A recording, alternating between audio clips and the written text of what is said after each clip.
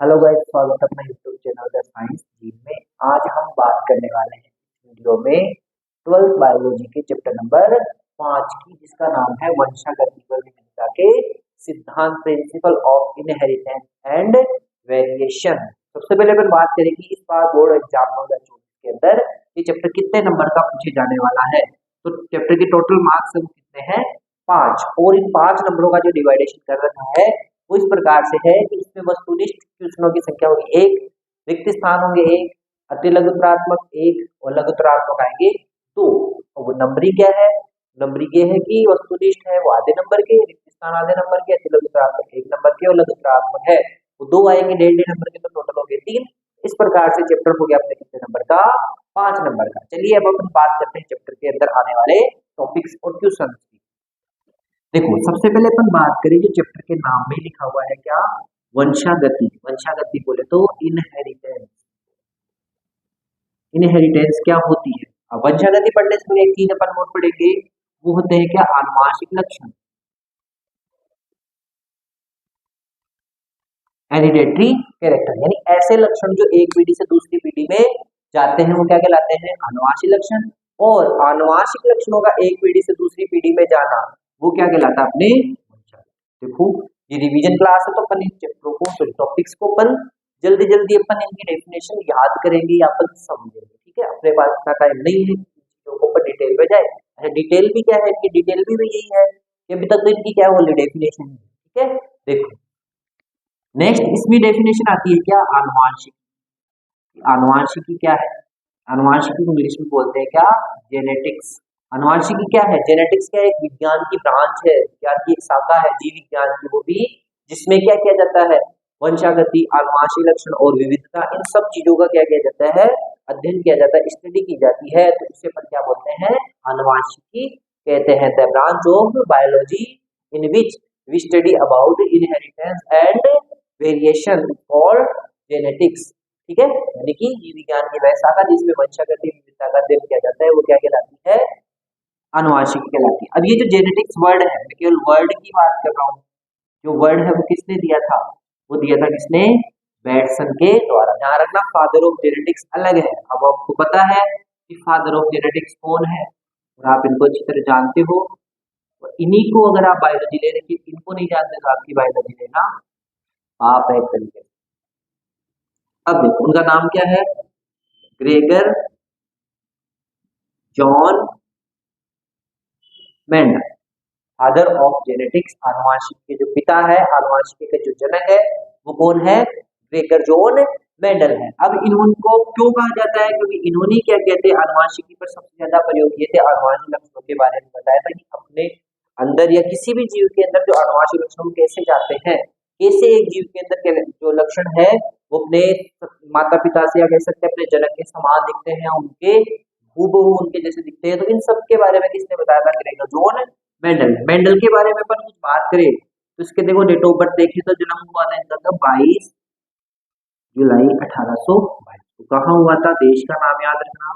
तो हुआ था कहाँ पर? ऑस्ट्रिया के अंदर। इन्होंने अपने जो कार्य या कह सकते हैं जो प्रयोग थे वो कब से कब तक किए थे? कितने साल किए थे इन्होंने? 7 वर्ष किए थे। और 7 वर्ष कब किए थे? 1856 से लेकर 1863 तक। इसके बाद में इन्होंने अपने प्रयोगों को एक संस्था थी जिसका नाम था BSLH, पूरा नाम बोले तो ब्रून सोसाइटी ऑफ नेचुरल हिस्ट्री। इस संस्था के सामने अपने प्रयोगों को प्रस्तुत किया। अब इस संस्था ने क्या किया? अपनी जो किताब छपती थी उस किताब के अंदर मेंडल के जो भी प्रयोग थे उन प्रयोगों को किस नाम से छापा? उस नाम को छापा किससे? Experiment on plant hybridization. तो ये 1 नंबर का या आधे नंबर का पूछा जा सकता है कि इस संस्था ने मेंडल के प्रयोगों को किस नाम से छापा था? Experiment on plant hybridization. Hindi में अगर इसकी बात करूं तो पादप संकरण पर प्रयोग, ठीक है? इस नाम से छापा। और मेंडल के द्वारा जो भी प्रयोग किए, जो भी सिद्धांत दिए गए वो बाद में क्या कहलाएंगे? मेंडल। मेंडलिज्म कहलाए। ठीक है, इसके बाद में 6 जनवरी 1884 को मेंडल की क्या हो गई, मृत्यु हो गई। ठीक है, तो ये थे मेंडल जिन्होंने अपने क्या दिए थे, प्रयोग दिए थे। अब मेंडल ने क्या क्या प्रयोग किए, किस पौधे पर प्रयोग किए, मेंडल इतना सफल क्यों हुआ, मेंडल ने मटर का पौधा ही क्यों लिया, तो अपन उसके कारणों को ढूंढेंगे, इसके सफलता के कारण देखते हैं। तो बात करते हैं अपन नेक्स्ट टॉपिक में। नेक्स्ट टॉपिक में बात करें कि मेंडल द्वारा मानव का चयन, कि मेंडल ने अपने प्रयोग के लिए कौन से पौधे का चुनाव किया था, तो किसका किया था, उद्यान मटर का। उद्यान मटर का विज्ञान नाम आपको पता है क्या होता है, पाइसम सेटाइव। ठीक है, पाइसम सेटाइव। अब बात आती है वाई, कि मेंडल ने अपने प्रयोगों के लिए मटर ही क्यों लिया, तो पसंद थे क्या मटर, ठीक है, या फिर मटर उसको अच्छे लगते थे, या और कोई कारण था, ना, इसके कुछ लॉजिकल फैक्ट्स थे, लॉजिकल इसके कुछ रीजन थे, साइंटिफिक रीजन थे। वो क्या थे, वो ये थे कि एक तो कम समय में ही उसकी अनेक पीढ़ियों का क्या हो जाए, अध्ययन, मतलब मटर का जो पौधा था वो कैसा होता है, एक वर्षीय है, जिससे कम समय में अनेक लक्षणों का क्या किया जा सकता है, अध्ययन किया जा सकता है। दूसरा, मटर का जो पौधा होता है वो कैसा होता है, उभयलिंगी होता है, बाइसेक्सुअल होता है। बाइसेक्सुअल होने का क्या फायदा, कि उसमें अब आराम से क्या करवा सकते हैं, स्वयं परागण करवाया जा सकता है, ये फायदा है। दूसरा, क्या करवा करके, विपुंसन करवा करके, विपुंसन पहले भी मैंने बात करी थी, विपुंसन का मतलब होता है कि परागकणों को, या सॉरी परागकोश को हटा देना। ठीक है, विपुंसन करवा देंगे तो उसमें आराम से क्या करवाया जा सकता है, कृत्रिम पर परागण भी करवाया जा सकता है। चौथा जो मेन रीजन था वो ये था कि मटर के पौधे के अंदर कितने प्रकार के, 7 प्रकार की क्या पाए जाते हैं, विपर्यासी लक्षण पाए जाते हैं। प्रजाति कितनी थी, ध्यान रखना, प्रजाति तो 14 थी, लक्षण कितने थे, 7। वो 7 लक्षण कौन कौन से थे, देखो इस टेबल में देखते हैं अपन। इधर बात करते हैं अपन किसकी, लक्षणों की। लक्षण भी 2 होंगे, एक प्रभावी और एक अप्रभावी। प्रभावी और अप्रभावी क्या होते हैं, अभी अपन बात करने वाले हैं इसके बारे में। लक्षण देखो, पहला लक्षण ये इसमें क्या, लंबाई। दूसरा लिया इसने पुष्प का रंग। तीसरा था पुष्प की स्थिति। चौथा अपन बात करें फली का रंग। पांचवा पर बात करें फली की आकृति। छठवा अगर अपन बात करते हैं तो वो क्या आता है इसमें, बीज का रंग। और सातवां जो लास्ट कैरेक्टर है वो है बीज की आकृति। अप्रभावी लक्षण कौन से थे, अप्रभावी, लंबा तो प्रभावी, बोला अप्रभावी। पुष्प के रंग की बात करें तो बैंगनी रंग के अगर पुष्प आ रहे तो प्रभावी, सफेद कैसे होंगे, अप्रभावी। पुष्प की स्थिति देखें तो कक्षीय में लगे होंगे प्रभावी, और अक्ष पर लगे होते हैं, एक टर्मिनल पर लगे होंगे उसको बोलेंगे अपन अप्रभावी में। फली का रंग देखे तो फली का रंग ध्यान रखना, आप मटर खरीदने जाओगे तो कैसे लाओगे, आप हरी लाओगे, तो हरा तो आएगा प्रभावी में और पीला अप्रभावी में। फली की आकृति, फली की आकृति एक तो आती है कैसी, फूली हुई, और एक आती है रिंकल्ड, फूली हुई।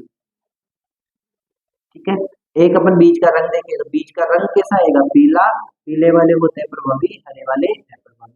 बीज की आकृति देखें तो एक तो होते हैं गोल और एक होते हैं कैसे, सिकुड़े हुए, या कह सकते हैं उसको क्या, झुर्रीदार। तो ये मेंडल ने मटर के अंदर 7 प्रकार के विपर्यासी लक्षण देखे थे। इसके आधार पर उसने देखा कि अपन इतने सारे लक्षण है तो अपन इन लक्षणों के आधार पर अलग अलग वंशागति अपन बता सकते हैं। तो मेंडल ने किस पौधे का चयन किया, उद्यान मटर का, और ये इसको चयन करने के क्या थे, कारण थे। देखो आगे नेक्स्ट टॉपिक की बात करते हैं। नेक्स्ट टॉपिक नाम है कि मेंडल की सफलता के क्या कारण थे, कि मेंडल कितना ज्यादा सफल क्यों हो पाया, तो देखो उसके क्या कारण थे। सबसे पहले है कि जितनी चादर उतनी पैर फंसाओ, मतलब एक समय में केवल एक पीढ़ी का क्या किया, अध्ययन किया। दूसरा दूसरा उन्होंने क्या किया कि जो पौधे का चयन था, पादप का चुनाव था, पादप का चुनाव ये क्या किया, सावधानी पूर्वक किया, पादप का चयन सावधानी पूर्वक किया। तीसरा तीसरा इसका ये रीजन था जो सबसे मेन था, जो कभी कभी उस समय कुछ वैज्ञानिकों को थोड़ा अटपटा भी लगा था, जीव विज्ञान में गणित को लाना। मतलब इन्होंने अपने जो भी प्रयोग थे, प्रयोग के दो या जो भी आंकड़े प्राप्त हुए प्रयोगों से, उन आंकड़ों का क्या किया, गणितीय विश्लेषण किया।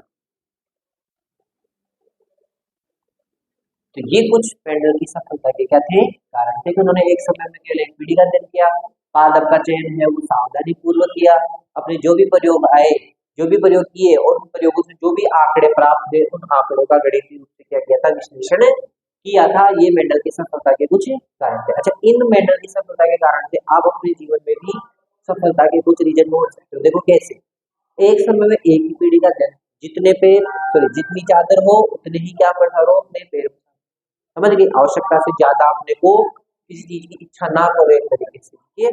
जैसे मान लो आपने सब्जेक्ट ले ली, एक सब्जेक्ट एक समय में केवल एक ही सब्जेक्ट पढ़नी है, इसलिए अपन एक तरफ फिजिक्स की किताब, एक तरफ बायो की किताब, एक तरफ केमिस्ट्री की किताब बोल के तीनों को पढ़ रहे हैं साथ साथ। दूसरा दूसरा ये पादप का चुनाव सावधानी पूर्वक, अपना जो भी टारगेट है उस टारगेट का चयन अपन पहले ही कर लो कि अपने को ये टारगेट पूरा करना है। जैसे मान लो आपको आगे क्या करना है तो वो पहले ही चुनाव कर लो कि क्या करना है। मान लो अपन चुन तो लिया गलती से, लेकिन अपन उसमें कर नहीं पा रहे हैं, फिर अपने असफलता के चांसेस ज्यादा बढ़ जाते हैं।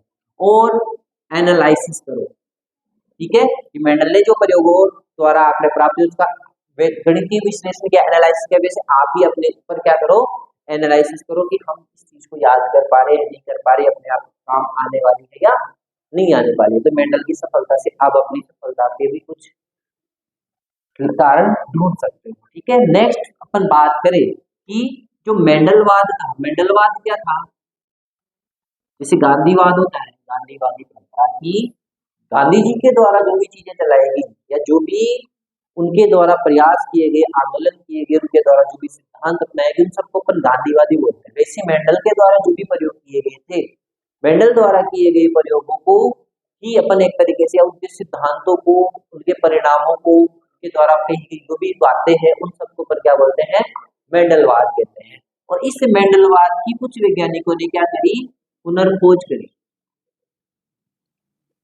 तो प्रश्न आता है, बहुत इंपॉर्टेंट प्रश्न आएगा यहाँ पे कि मेंडलवाद की पुनर्खोज करने वाले वैज्ञानिकों के नाम बताए। तो कितने थे, तीन थे।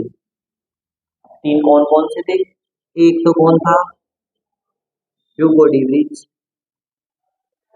एक था कौन, पॉल कॉरेंस, और एक था एरिक वॉन शेरमैन, ठीक है। कहाँ के थे, इतना ज्यादा नहीं पूछता, फिर भी आप नॉलेज के लिए रख सकते हो। ये तो कहाँ का था, हॉलैंड का, ये था कहाँ का, जर्मनी का, और ये इसी के देश का था, कहाँ का, ऑस्ट्रिया। तो ये तीन वैज्ञानिक थे जिन्होंने मेंडलवाद की क्या करी थी, पुनर्खोज करी, ठीक है। ये हो गए। नेक्स्ट अपन बात करें कि मेंडल ने प्रयोग दिए थे तीन, कौन कौन से प्रयोग थे वो आप जानते हो अच्छी तरह से। प्रभाविता का नियम, लॉ ऑफ डोमिनेंस, दूसरा पृथक्करण का नियम, लॉ ऑफ सेग्रीगेशन, और तीसरा कौन सा था, स्वतंत्र अपव्यूहन का नियम, इसको बोलते हैं बन गया लॉ ऑफ इंडिपेंडेंट असॉर्टमेंट। लेकिन उन नियमों को पढ़ने से पहले अपने को कुछ जेनेटिक्स से रिलेटेड डेफिनेशन है वो याद करनी पड़ेगी, मैं करवाऊंगा आपको याद, ठीक है। देखो कौन कौन सी डेफिनेशन है। सबसे पहले अपन बात करेंगे जीन। जीन का मतलब क्या, अभी अपन थोड़ी देर पहले ये देखा था कि ऐसे लक्षण जो एक पीढ़ी से दूसरी पीढ़ी में जाते हैं, और इन आनुवंशिक लक्षणों का एक पीढ़ी से दूसरी पीढ़ी में जाना क्या कहलाता है, वंशागति। तो कुछ ऐसे कारक होते हैं जो इन लक्षणों को कंट्रोल करते हैं। अपनी स्किन का कलर है, अपनी आंखों का कलर है, अपने बालों का कलर है, अपना हाव भाव है, ठीक, अपना नेचर है। तो ये सारे जितने भी कैरेक्टर है उन सबको कंट्रोल करने के लिए कौन पाई जाती है, जीन। कह सकते हैं आनुवंशिक लक्षणों को नियंत्रित करने वाले कारकों को, दोबारा सुन लेना ध्यान से, कॉपी पेन लेके आप बैठ सकते हो। आनुवंशिक लक्षणों का नियंत्रण करने वाले कारक क्या कहलाते हैं, जीन कहलाते हैं। पहली परिभाषा हो गई है पूरी। दूसरी अपन बात करें युग्म विकल्पी, युग्म विकल्पी यानी एलील। अब एलील क्या होता है, युग्म विकल्पी क्या होता है। युग्म विकल्प की बात करें तो जो जीन होती है तो एक लक्षण को कंट्रोल करने के लिए एक ही जीन के कितने अल्टरनेट होते हैं? दो स्वरूप होते हैं, दो अल्टरनेट होते हैं, उसे अपन क्या कहते हैं?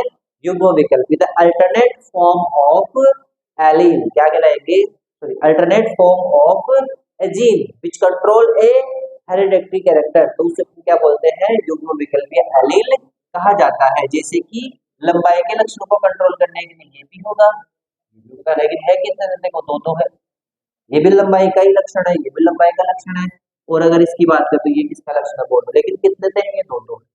अब इन्हीं से तीसरी डेफिनेशन निकलती है किसकी? समयुग्मजी,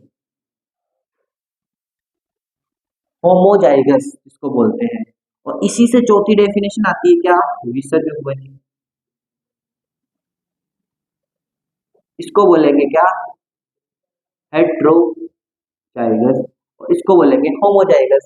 क्या है ये? नहीं, ये होमोजाइगस है, ये हेट्रोजाइगस, ये समयुग्मजी, ये भी समयुग्मजी। मतलब जब जीन के दोनों युग्म विकल्प भी समान हो तो समयुग्मजी, अगर अलग अलग हो तो क्या कहलाएंगे? विषम युग्मजी कहलाते हैं।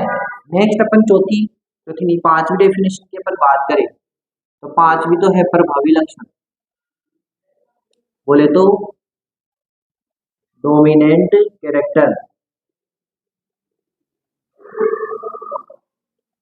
छठवीं देखिए, इसी से रिलेटेड दो कौन से हो जाएंगे? अप्रभावी। अप्रभावी को बोलते हैं क्या? Recessive character. देखो सिंपल सी परिभाषा है इसकी, वे लक्षण जो F1 पीढ़ी में, F1 जनरेशन में एक्सप्रेस होते हैं, प्रकट होते हैं, उन्हें क्या कहते हैं? प्रभावी लक्षण। जो नहीं होते वो क्या कहलाते हैं? अप्रभावी लक्षण कहलाते हैं। नेक्स्ट अपन बात करें सातवीं जो है वो उसको बोलते हैं अपन पेरेंटल जनरेशन, जनक पीढ़ी। ठीक है, F0 भी बोलते हैं। जनक पीढ़ी क्या होगी? कि संकरण करवाने के लिए जिन पौधों का चुनाव सबसे पहले किया जाता है उनको अपन बोलते हैं कौन सी पीढ़ी? जनक पीढ़ी। The plant which takes first time for hybridization क्या कहलाएगी? जनक पीढ़ी कहलाएगी।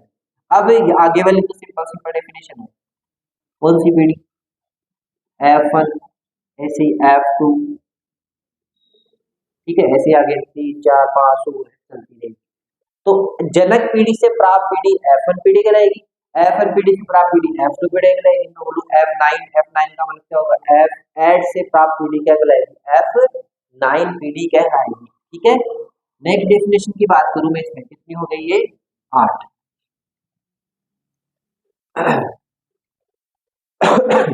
नाइन्थ डेफिनेशन की बात करता हूं, तो नाइन्थ डेफिनेशन में आता है इसमें क्या? व्युत्क्रम संकरण। व्युत्क्रम संकरण का मतलब देखो क्या होता है कि अपने पास में जब कोई एक्सपेरिमेंट कर रहे हैं, एक बार मान लो अपने पास ये वाला पौधा था, ये वाला पौधा था, एक बार इसको फीमेल मान लिया, इसको मेल मान लिया। अब जब अपन हाइब्रिडेशन कर रहे हैं, नेक्स्ट संकरण कर रहे हैं, तो एक बार नेक्स्ट वाले में इसको तो क्या मान लेंगे? मेल, और इसको क्या मान लेंगे? फीमेल। इसको बोलते हैं कौन सा संकरण? व्युत्क्रम संकरण। उल्टा कर दिए, समझ गए?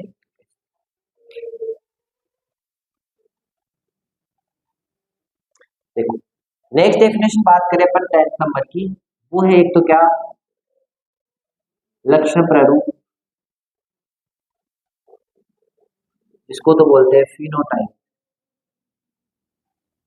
और 11th नंबर बात करें तो होता है जीन प्रारूप। जीन प्रारूप का मतलब होता है जीनोटाइप। सिंपल सी डेफिनेशन है, अगर किसी व्यक्ति को आप बाहर से देख रहे हो कि वो कैसा है, गोरा है, लंबा है, उसके बाल कैसे हैं वगैरह वगैरह, वो उसके आप क्या देख रहे हो? आप उसका फिनोटाइप देख रहे हो। अब उसकी इंटरनल स्ट्रक्चर क्या है? उसकी इंटरनल जो जेनेटिकल स्ट्रक्चर है वो क्या है? वो क्या है? क्या? जीन प्रारूप। जैसे मान लो आप किसी पौधे को देखो, बाहर से तो लंबा है, लेकिन अंदर से आप उसका जीन प्रारूप अगर देखते हो तो आप देखते हो उसमें लंबे होने के साथ साथ में बौनेपन के लक्षण दोनों विद्यमान है। तो वो क्या कहलाएगा? उसका आंतरिक संरचना क्या कहलाएगी? जीन प्रारूप। बाहरी संरचना क्या कहलाएगी? इसकी लक्षण प्रारूप। तो ये कुछ डेफिनेशंस की बात हो गई। इन डेफिनेशन को मैंने बोला है, आप इसको कॉपी पेन में कॉपी में आप उतार सकते हो, नोट में उतार सकते हो, और जिसके पास है तो अच्छी बात है। ठीक है, आगे देखो। अब अपन बात करने वाले हैं मेंडल द्वारा दिए आनुवंशिकी के प्रयोगों की जिन जो तीन है, प्रभाविता का नियम, पृथक्करण का नियम और स्वतंत्र का नियम। और इन नियमों में सबसे पहले अपन बात करेंगे कौन से नियम की, प्रभाविता के नियम की। इसको बोलते हैं क्या, लॉ ऑफ डोमिनेंस कह सकते हैं इसको, जिसकी लाठी उसकी भैंस। इस नियम पर एकदम मुहावरा सही से बैठता है। कैसे बैठता है देखो, नियम में बात करेंगे। अच्छा, सबसे पहले अपन नियम लिखे। तो नियम से पहले एक लाइन आती है, वो हर प्रयोग में आएगी, सॉरी हर नियम में आएगी। वो क्या आएगी कि जो प्रभाविता के नियम थे वो कौन से संकरण पर आधारित है। ठीक है, अभी जो डेफिनेशन लिखी है उसमें डेफिनेशन रह गई क्या, एक तो है एक संकर संकरण, मोनोहाइब्रिड क्रॉस, एक संकर संकरण, मोनो हाइब्रिड क्रॉस, और एक होता है द्विसंकर संकरण,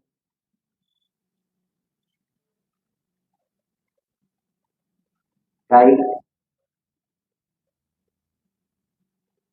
हाइब्रिड क्रॉस। अब ये क्या है, एक संकर संकर का मतलब होता है एक लक्षण की वंशागति का अध्ययन करें, एक ही लक्षण ले। द्विसंकर का मतलब होगा कितने, दो लक्षणों को लेकर संकरण कराए। ऐसी त्रिसंकर में होता है तीन लक्षणों को लेकर संकरण करवाना, दो अलग अलग पौधों में। तीन से ज्यादा करवाते तो वो क्या कहलाएगा, बहुसंकर संकरण कहलाता है। जब भी अपन नियम पढ़ेंगे तो ये लाइन हमेशा रिपीट होगी कि ये जो नियम है वो कौन से संकरण पर आधारित है। तो अपन जो पहला नियम है प्रभाविता का नियम, उस प्रभाविता के नियम में देखें ये कौन से नियम पर आधारित है, कौन से संकरण पर आधारित है एक संकर संकरण पर आधारित है। मतलब इस प्रभाविता के नियम में मेंडल ने केवल एक लक्षण की वंशागति का ही अध्ययन किया था। ठीक है, क्या कहता है ये नियम देखो, पहले तो ये लाइन लिख देंगे कि यह नियम एक संकर संकरण पर आधारित है। फिर इसमें लिखना क्या है, इस नियम के अनुसार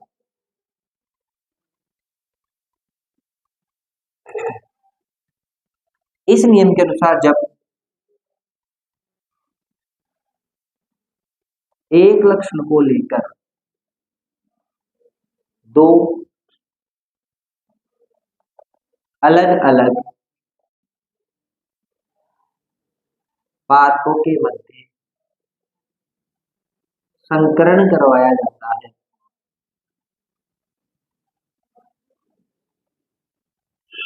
ठीक है। अगर राइटिंग समझ में जाए तो मैं बोल भी रहा हूँ साथ साथ में।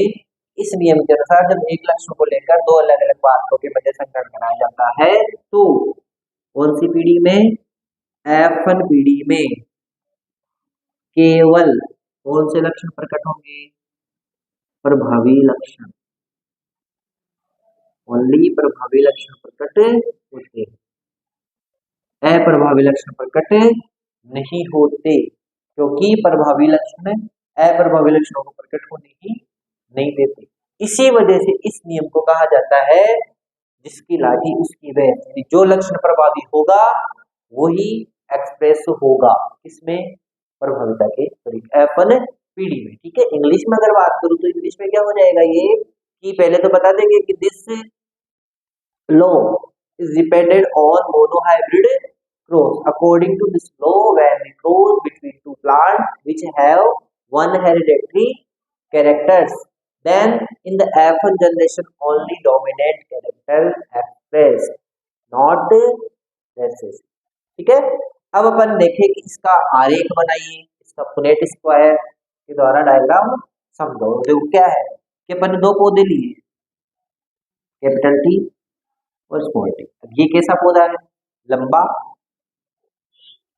लंबा भी कैसा है, ये शुद्ध है अशुद्ध है, समयुग्मजीय है, भी समयुग्मजीय दिख रहा है अपने को कैसा है, समयुग्मजीय। और ये जो पौधा है वो भी वो कैसा है, बोना, और ये भी कैसा है समयुग्मजीय। इनका आगे अपन क्रॉस करवाते तो देखो, अच्छा पुनेट स्क्वायर भी बनाना आना चाहिए। सबसे पहले ये जो बॉक्स है वो ऐसे बना लो, सबसे पहले ये बना लिया एक तरफ तो लिख दिया अपन ने ये वाले कैपिटल टी की, एक तरफ लिख दिया अपन ने ये बना लो, ऐसे एक तरफ तो लिख दिया अपन ने स्मॉल टी, इधर लिख दिया अपन ने कैपिटल टी। इसके दो युग्म बन गए दो गैमेट्स बन गए, इधर बन गए इसके भी दो गैमेट्स बन गए। इधर लग दिया अपन ने मेल, इधर लिख दिया फीमेल और ये मेल। अब इनका क्रॉस करवाएंगे तो सारे एक पौधे कैसे मिलेंगे अपने को? देखो सारे पौधे अपने को कैसे मिले? इसी लक्षण वाले मिले हैं, मतलब सभी पौधे नीचे लिख देंगे कि सभी पौधे कैसे मिले? लंबे। इनका कोई जीन प्रारूप अनुपात या कह सकते हैं लक्षण प्रारूप अनुपात कुछ भी नहीं होगा, क्योंकि सभी पौधे एक जैसे हैं। सभी पौधे कैसे हैं? लंबे हैं। 100% पौधे कैसे हैं? लंबे। तो ना तो इनका कोई जीन प्रारूप अनुपात रहेगा, ना इसका कोई लक्षण प्रारूप अनुपात रहेगा। 4 पौधे मिलेंगे, चारों ही कैसे हैं? लंबे। लेकिन लंबे भी कैसे हैं? विषम युग्मजी लंबे हैं। अब बोलोगे सर कि हमने लंबेपन का भी लंबा पौधा भी लिया था, बोना पौधा भी लिया था, लेकिन F1 में ओनली कौन से ही पौधे मिले मेंडल को? ओनली लंबे पौधे ही मिले। इसका रीजन क्या है कि कौन से लक्षण प्रकट हुए? ये वाले। ये वाला भी अपन ने लक्षणों में देखा तो किसमें आता था? प्रभावी में। मेंडल को थोड़ी पता था पहले प्रभावी कौन सा है, अप्रभावी कौन सा। जब प्रयोग किए ना तब वो सारणी बनी जो पहले अपन ने बनाई। जो प्रकट हुआ पहली पीढ़ी में उसको प्रभावी में डाल दिया, जो प्रकट नहीं हुआ उसको किसमें? अप्रभावी में डाल दिया, इसलिए बोना किसमें आ गया? ये हो गया आपके मेंडल का कौन सा नियम? प्रभावी। ठीक है, उदाहरण देकर आप इसको आसानी से बता सकते हो कि जब लंबे व बोने पौधों का संकरण कराया जाता है F1 पीढ़ी में ओनली लंबे पौधे ही प्राप्त होते, बोने पौधे प्राप्त नहीं होते। अब अपन बात करते हैं मेंडल के दूसरे नियम। इस नियम की बात करें तो नेक्स्ट नियम का नाम है क्या? पृथक्करण का नियम। इंग्लिश में बोले तो लॉ ऑफ सेग्रीगेशन। ठीक है, इसको लिख देगा लॉ ऑफ सेग्रीगेशन। पहली लाइन वही, यह नियम भी किस पर आधारित है? एक संकरण पर आधारित, मतलब वही मोनोहाइब्रिड क्रॉस पर बेस्ड है। मोनोहाइब्रिड क्रॉस पर बेस्ड होने का मतलब है इसमें भी अपन कितने कैरेक्टर लेंगे? ओनली एक ही लक्षण लेंगे। ठीक है, अब नियम क्या कहता है? ये देखो, ये थोड़ा सा बच्चों को थोड़ा सा टिपिकल सा लगता है, इसको एकदम सिंपल भाषा में लिखेंगे। इस नियम के अनुसार जब एक लक्षण को लेकर दो पात्रों में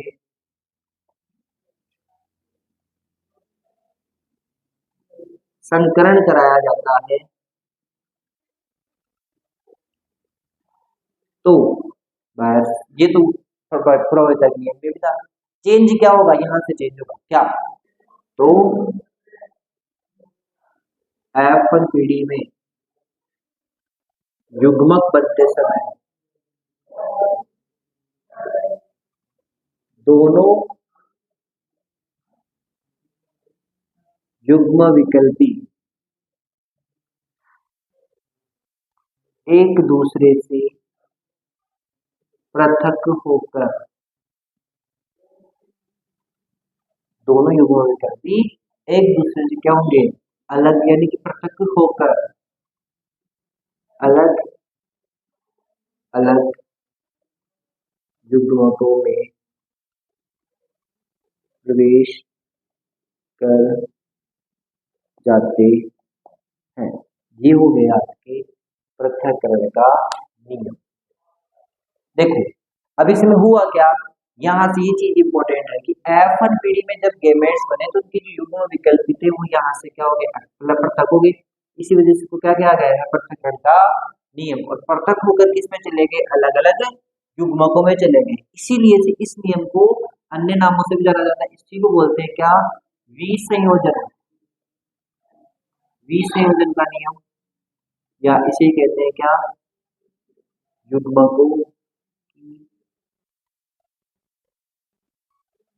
युग्मकों की शुद्धता का नियम। ठीक है, अब इसके अपन डायग्राम की बात कर ले।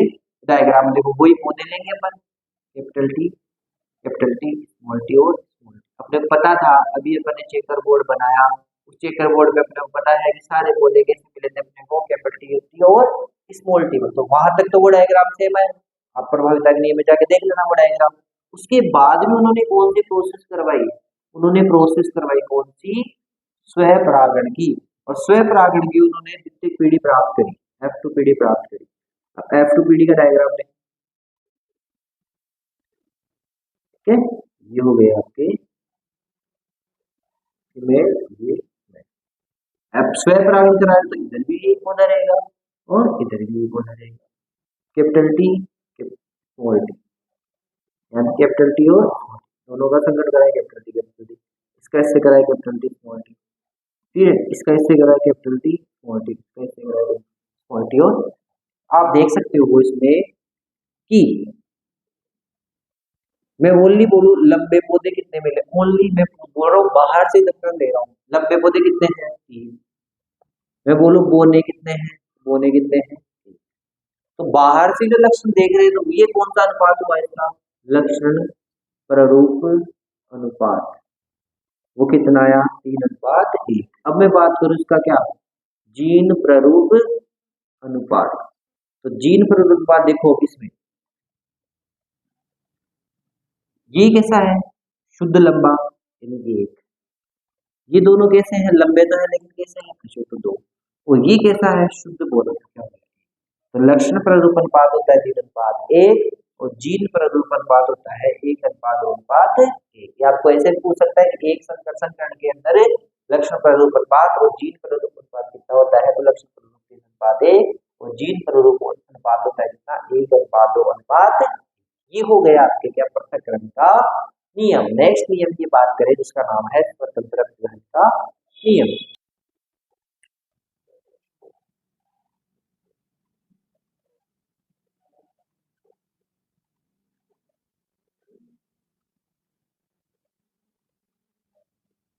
नेक्स्ट नियम की बात करते हैं अपन, जिसका नाम क्या है, स्वतंत्र अपव्यय का नियम, जिसको इंग्लिश में बोलते हैं क्या, लॉ ऑफ इंडिपेंडेंट असोर्टमेंट। ठीक है, देखो अब जो दोनों नियम पढ़े अपने शुरू वाले, प्रभाविता का नियम और पृथक्करण का नियम, वो दोनों नियम कौन से संकरण पर आधारित है, वो संकरण आधारित है एक संकर संकरण पर। लेकिन जो स्वतंत्र अपव्यय का नियम है, ये नियम आधारित है किसके ऊपर, ये है द्विसंकर संकरण पर। तो सबसे पहली लाइन यही लिखेंगे कि यह नियम द्विसंकर संकरण पर आधारित है। नियम क्या कहता है वो देखो, इसी नियम के अनुसार, अब वहां 2 आ रहे थे, या कितने आएंगे, वहां 1 आ रहा था, इस नियम में कितने आएंगे, 2। तो इस नियम के अनुसार जब 2 लक्षणों को लेकर, 2 लक्षणों को लेकर 2 अलग अलग पात्रों के मध्य संकरण कराया जाता है, संकरण कराया जाता है, तो एक लक्षण की वंशागति का दूसरे लक्षण की वंशागति पर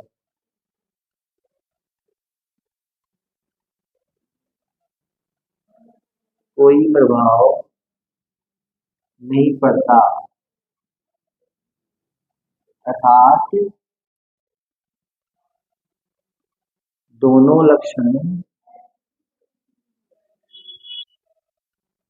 एक दूसरे के प्रति क्या होते हैं, स्वतंत्र होते हैं।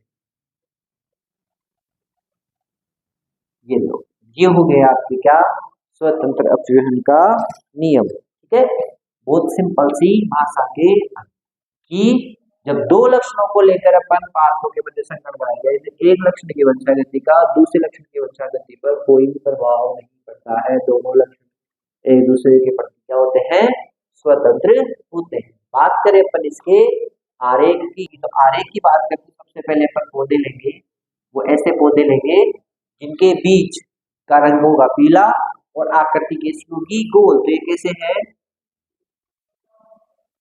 पीले व गोल बीज वाले पौधे, इनका संकरण करवाया जाएगा स्मॉल वाई वाई और स्मॉल आर। पीले का उल्टा क्या था हमारा, गोल का उल्टा क्या था, झुर्रीदार। तो जब इनका संकरण करवाएंगे तो अपने को जो F1 पीढ़ी मिलेगी, उस F1 पीढ़ी में अपने को सारे पौधे कैसे मिलेंगे, देखो इसको सिंपल सी लिख करके देखते हैं। पहले तो गेमेट बना देते हैं, बन गए। इनका संकरण करवाएंगे, इसका ऐसे कराएंगे क्या बनेगा, सारे पौधे कैसे बनेंगे, ये वाले बनेंगे। इसका इससे कराएंगे तो ये बनेगा, इसका इससे कराएंगे तो भी ये बनेगा, इसका इससे करवाएंगे तो भी बनेगा, ये बनेगा। सारे पौधे कैसे हैं, अशुद्ध पीले व गोल। और इनका क्या करवाया, ये पीढ़ी कौन सी प्राप्त होगी अपने को, F1 पीढ़ी। इनका क्या करवाया गया, स्वपरागण। स्वपरागण करवाने से एक छोटी सी सारणी बनी, छोटा सा एक चेकर बोर्ड बना, वो क्या बना,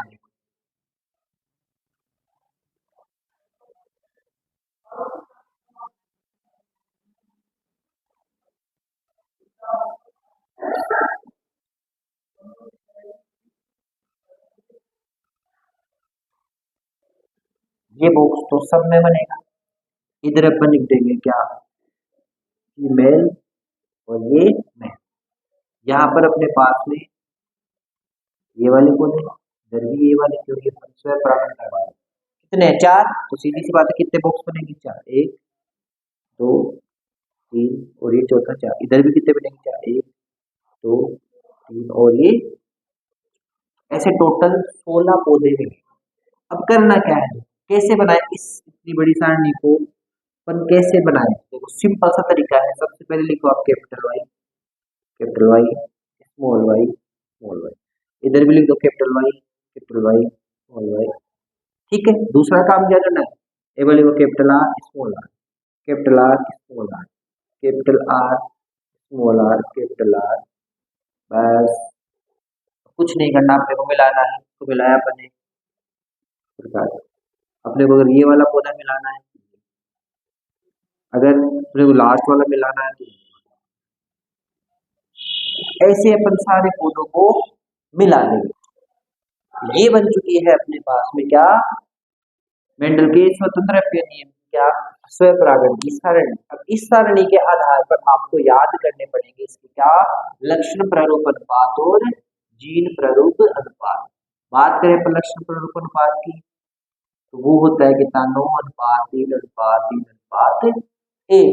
और बात करें पर क्या, जीन प्रारूप अनुपात की, तो वो छोटा सा अनुपात होता है क्या, बहुत सारी ट्रिक होती है इसको याद करने, कैसे भी याद करो। ठीक है, वो क्या होगा, 1 अनुपात 2 अनुपात 2 अनुपात 4 अनुपात 1 अनुपात 2 अनुपात 1 अनुपात 2 अनुपात 1। सात बन जाता है इसको बोलते बोलते। 122 412 121, या वैसे भी याद कर सकते हो 12 24 12 12 1, बीच में अनुपात लगाना मत भूलना। ठीक है, ठीक है। और ये मेंडल के मोबाइल नंबर है, 9 लगाकर मिला भी सकते हो, ठीक है, मत लगा देना, बोला जैसा है। ठीक है, तो ये क्या हो गया अपने क्या, जीन प्रारूप अनुपात 122 412 121 12 24 12 12 1। या फिर आप और भी सिंपल तरीके से याद रखना, तो सिंपल तरीका क्या है पता है आपको, 1 अनुपात 2 अनुपात 2 अनुपात 4 अनुपात 1 अनुपात 2 अनुपात 1 अनुपात 2 अनुपात 1। ये सबसे सिंपल तरीका है, अगर आप इसको याद रखो तो ये हो गया आपके क्या, स्वतंत्र का पूरा नियम, बिल्कुल एक आसान भाषा के अंदर। अब इससे सिंपल तो देखो क्या होगा, अब इसको और भी बड़ा चला के लिखा जाए, जैसे फूल वगैरह दिखा करके आपको समझा जाए, तो उससे समझते हो तो अच्छी बात। इससे सिंपल देखो कुछ नहीं हो सकता। ये आपके तीनों नियम हो चुके हैं बिल्कुल आसान भाषा के अंदर। अब अपन बात करेंगे नेक्स्ट, बात करें अपन देखो नेक्स्ट टॉपिक की। नेक्स्ट टॉपिक का नाम क्या है, प्रतीक संकरण, और इंग्लिश में बोले तो बैकक्रॉस। अब यहाँ पर थोड़ी सी इंग्लिश है हो जाती है, क्यों, अपने पढ़ा था कि बायोलॉजी में वर्ड ऐसे होते हैं जो अपने को देखने समझ में आता था, इससे तो समझ में आती है कि जैसे बैक का मतलब होता है पीछे जाना, वापस से बैक का मतलब होता है पीछे जाना। पीछे जाने का मतलब देखो क्या है, अपना सिंपल सा प्रयोग देखिए, ये दो पौधे हैं, capital T small T, capital T और स्मॉल टी, यानी कि लंबा और पूना। ये दोनों कौन सी पीढ़ी है, जनक पीढ़ी। इनमें से जो पौधे प्राप्त होंगे वो सारे ये से वाले होंगे। ये कौन सी पीढ़ी मिली? F1 पीढ़ी।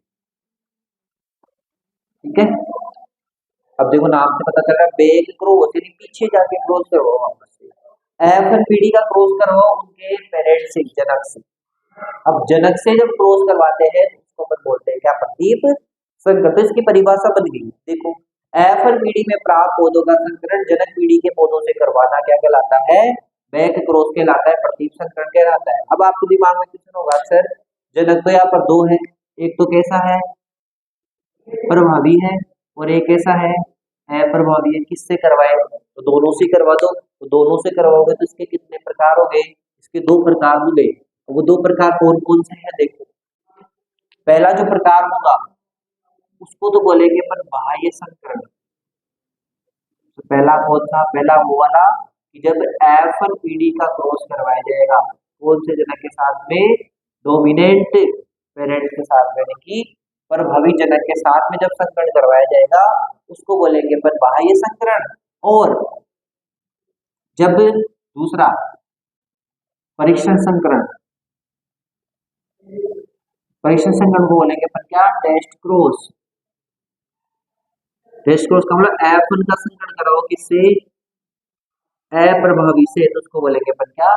परीक्षण संकरण। देखो कैसे करवा दो, ये अपने पास F1 पीढ़ी, ये प्रभावी जनक, दोनों का अपन क्रॉस करवाएंगे यहाँ पर कैपिटल टी स्मॉल टी, ये कैपिटल टी कैपिटल टी। कैसे कराएंगे? क्या बना? Capital T capital T. कैसे कराएंगे? अपना कैपिटल टी कैपिटल टी। कैसे कराएंगे? Capital T small T. कैसे कैपिटल टी स्मॉल टी। अब आप इसमें देख सकते हो कि जो दो पौधे हैं लंबे, और मतलब अगर लंबे की बात करें तो लंबे पौधे कितने मिल रहे हैं? चार। चारों ही पौधे कैसे हैं? लंबे हैं। लेकिन मैं पौधे को शुद्ध लंबे तो वो कितने? दो। और अशुद्ध लंबे वो भी कितने? दो। तो शुद्ध अशुद्ध किसमें देखते हैं अपन? जीन प्रारूप में। इसमें क्या देखते हैं अपन? लक्षण प्रारूप। तो लक्षण प्रारूप तो इसका कुछ है नहीं, अनुपात। जीन प्रारूप अनुपात जरूर है, वो क्या है? 2:1। सही है ना? कट करके कितने हो जाएंगे? 1:1। इसलिए तो ध्यान रखना कि बाह्य संकरण में कोई भी लक्षण प्रारूप अनुपात नहीं रहेगा, ओनली क्या रहेगा? जीन प्रारूप अनुपात ही रहेगा। नेक्स्ट अपन बात करें इसकी कि F1 का किससे करवाओ? अप्रभावी के साथ कराओ। तो देखो F1 का अगर अपन किसके साथ करवाएंगे? अप्रभावी के साथ करवाएंगे तो देखो क्या होगा इसमें? परीक्षण संकरण में अपन क्रॉस करवाएंगे किसका? F1 का अप्रभावी के साथ में। तो करवा दो। F1 पीढ़ी ये रही, अप्रभावी जनक ये रहा, दोनों का क्रॉस करवाएंगे।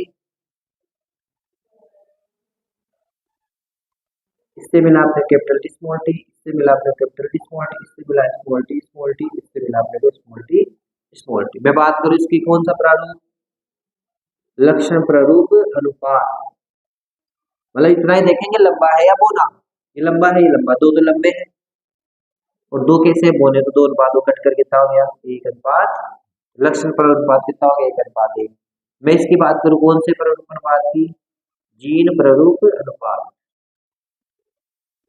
तो वो कितना होगा? देखो जीन प्रारूप मतलब शुद्ध अशुद्ध देखने हैं तो दो तो कैसे हैं? शुद्ध लंबे, और दो कैसे हैं? शुद्ध बोने। तो इसका भी क्या जाएगा? 2:2 कट कर कितना हो जाएगा? 1:1। तो ध्यान रखना परीक्षण संकरण में प्रभावी लक्षण प्रारूप अनुपात और जीन प्रारूप अनुपात दोनों कितने होते हैं? 1:1।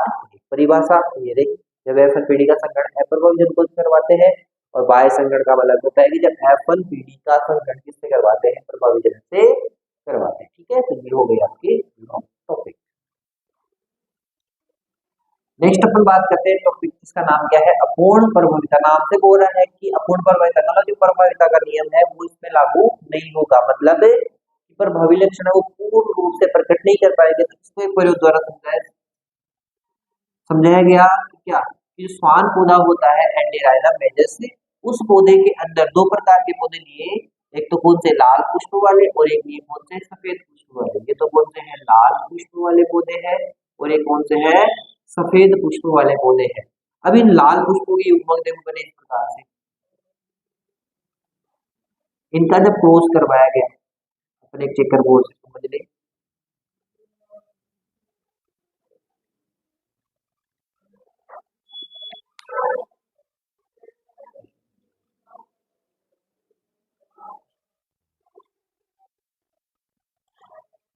इसको अपन एक चेकर बोर्ड से समझ ले।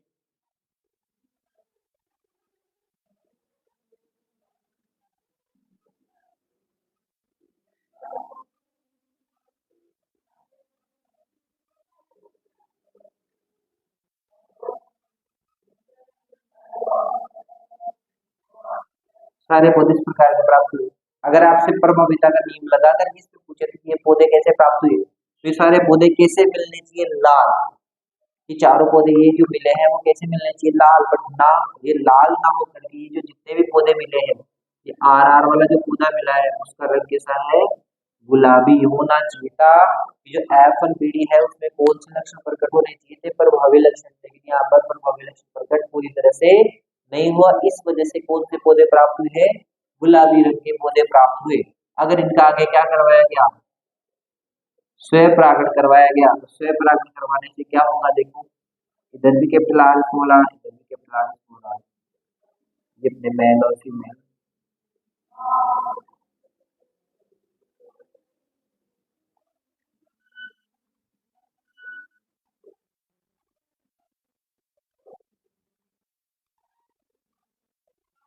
ये पौधे भी।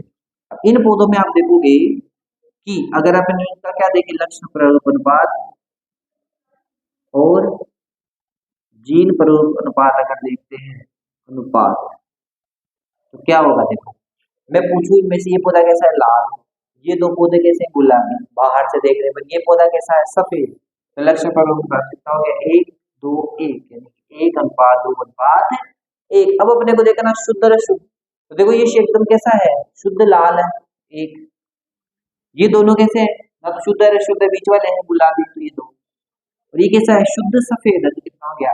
इनका भी लक्षण प्रारूप और जीन प्रारूप अनुपात है वो दोनों का सेम ही आएगा। क्या? 1:2:1। अब अपने को पता है कि जब अपन ने प्रभाविता का नियम, पृथक्करण का नियम पढ़ा था उसमें ये वाला तो सेम था, लेकिन ये चेंज था। ये कितना आ रहा था? 3:1 आ रहा था। चेंज होकर के कितना हो जाता है? लक्षण अनुपात 1:2:1। तो ये हो गया आपका टॉपिक क्या? अपूर्ण प्रभाविता। ठीक है।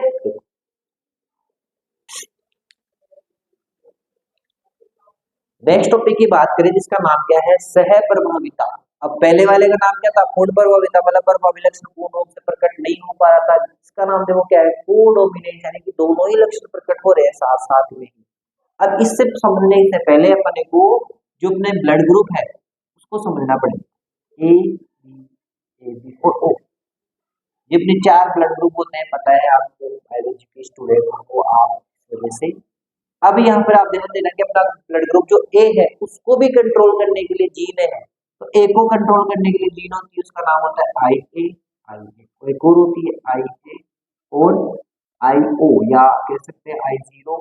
इसी को बोलते हैं आई ए स्मॉल है। कितनी होगी? एक और, दोनों एक ही, कोई सा नाम हो। इसी प्रकार इसके लिए भी क्या? आई बी या फिर आई ओ, या इसी को बोलते हैं आई बी। ए बी के लिए भी जीन होगी आई ए और आई बी, और इसके लिए आई या फिर इसको बोल सकते हैं आई ओ। टोटल कितनी जीन होगी? 1 2 3 4 5 और 6।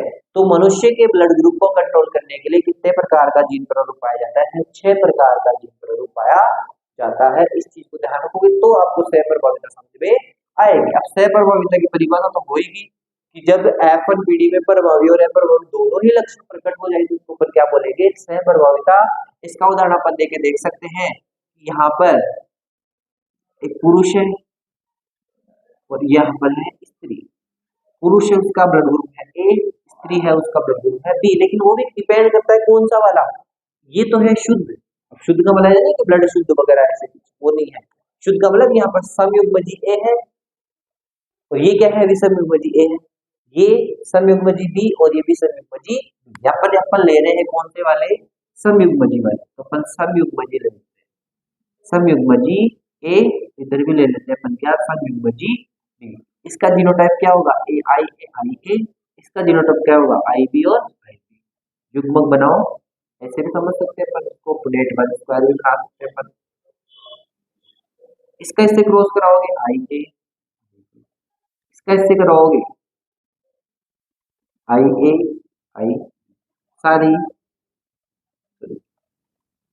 आई ए आई बी, और इसका इससे कराओगे तो क्या बनेगा, बाद में आई ए। और अब ये जितने भी ब्लड ग्रुप है वो सारे किसके हैं, ए बी के, समझ गए। अच्छा ये वाला क्रॉस किस करो, इसको इन दोनों से और इसको इन दोनों से। अब आप देखोगे कि जो अपने को F1 जनरेशन मिली है, मतलब जो F1 पीढ़ी आएगी, वैसे एक साथ हुए जितने भी बच्चे होंगे, इन पुरुष इस दंपति के जितनी भी संतानें होगी, उन सबका ब्लड ग्रुप क्या रहेगा, ए बी रहेगा, ये ध्यान रखना। तो देखो ए वाला लक्षण पुरुष का था, बी वाला लक्षण स्त्री का था, लेकिन आप देख रहे हो संतति में दोनों ही ए बी वाले लक्षण प्रकट हो गए। इसको बोलते हैं प्रत्याश सह प्रभाविता। एग्जाम में ऐसे क्वेश्चन दे सकता है आपको कि आपको पुरुष का ब्लड ग्रुप दे दिया, स्त्री का ब्लड ग्रुप दे दिया, वो आपको पूछ सकता है कि निम्न में से कौन सी संतानें होगी, या इसका आरेख बनाकर समझाओ कि कौन सी संतानें हो सकती है या कौन सी संतानें नहीं हो सकती। इसमें क्या काम आएगा, आपको ये चीज काम आएगी, तभी आप कर सकते हो, वरना समझ गए। ये हो गया आपके क्या सह प्रभाविता। ठीक है, तो आज के लिए इतना बहुत है इस वीडियो में। नेक्स्ट वीडियो में इसके आगे वाले टॉपिक के ऊपर बात करने वाले हो, नेक्स्ट वीडियो जल्दी ही आने वाली है, तो अपन नेक्स्ट वीडियो में इस चैप्टर के ऊपर बात करेंगे। इस चैप्टर में जो भी टॉपिक बच्चे हैं उसके ऊपर नेक्स्ट वीडियो में बात करने वाले, ठीक है। तो तब तक के लिए अगर आपको वीडियो पसंद आई हो, आपको मेंडल लॉ के जो नियम दिए गए हैं वो अगर आपको सरल भाषा में लगे हो, तो इस वीडियो को लाइक करें, शेयर करें और सब्सक्राइब जरूर करें। देखते हो कि कई बार वीडियो देख लेते हैं लेकिन अपन सब्सक्राइब नहीं करते, तो सब्सक्राइब करने में अपना जा क्या रहा है, तो कृपया इसको सब्सक्राइब करें और शेयर करें, ठीक है।